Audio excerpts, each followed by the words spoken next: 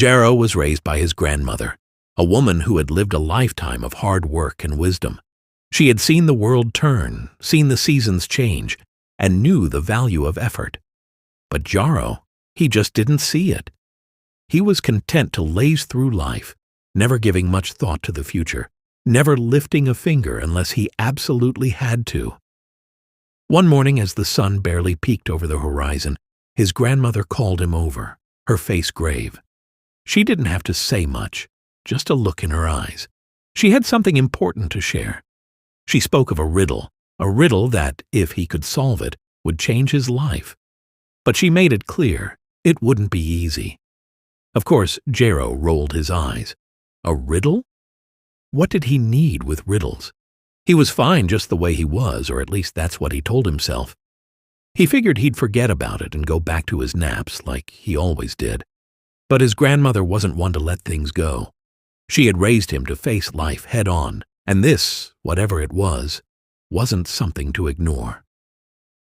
The very next day, Jarrow found himself in the forest, standing before a figure cloaked in darkness, a wizard, his presence strong, as if he was a part of the very wind itself.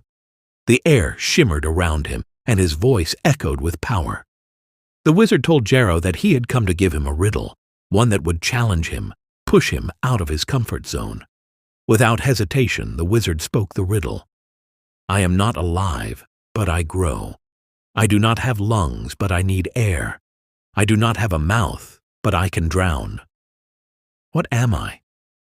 Jarrow stood there, confused, already losing interest. It was just a riddle, right? He shrugged and muttered to himself, thinking the answer didn't matter. After all, what could a riddle have to do with his life? The wizard, though, wasn't done. He warned Jarrow that he would face consequences if he didn't learn the lesson this riddle was meant to teach him.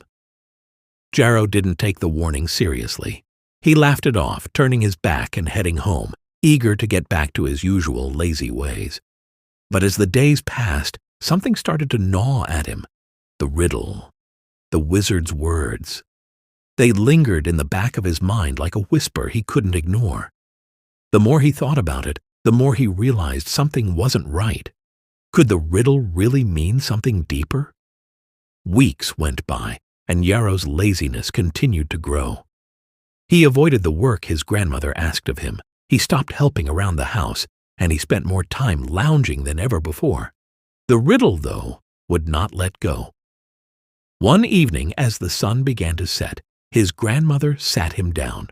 There was no scolding, no anger in her voice, just a quiet understanding. She told him the truth he had been avoiding all along. He was wasting his life. He was letting it slip through his fingers just like sand in the wind. That night, as Jarrow lay awake, the riddle came to him again.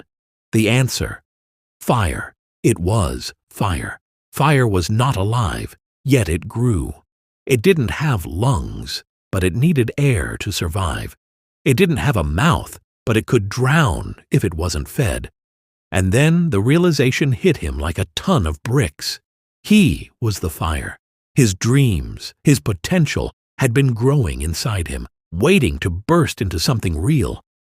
But like an unattended flame, they were slowly fading, with nothing to fuel them. He had been lazy, letting his life burn out with each passing day.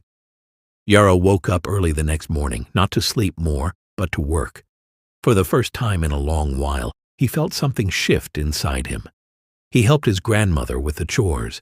He worked hard, really hard. He learned that every task, no matter how small, was a step toward something greater. Over the following days, Jarrow began to change. His once idle hands were now busy, building, learning, growing. The village saw it too. They noticed the boy who had always slept through the day was now awake, alive, full of purpose. The fire inside him was burning bright again, and this time it wasn't going to die out.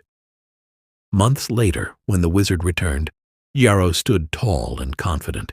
He smiled at the wizard, knowing that he had finally understood the lesson. The riddle had unlocked something inside him, something he had been too afraid to face. But now, he was ready for whatever the future held. The wizard nodded, impressed. Jarrow had solved the riddle. But more importantly, he had solved the riddle of his own life. He had learned that time is precious, and the only way to make the most of it was to act, to tend to the fire before it burned out completely. Jaro had learned the hard way, but in the end, it was worth it. The fire inside him was stronger than ever, and he knew now that no dream was ever too far to reach, as long as he was willing to feed it. And so, the boy who had once wasted his days now embraced each one with purpose, knowing that the future was his to shape. The riddle, it seemed, had done its job,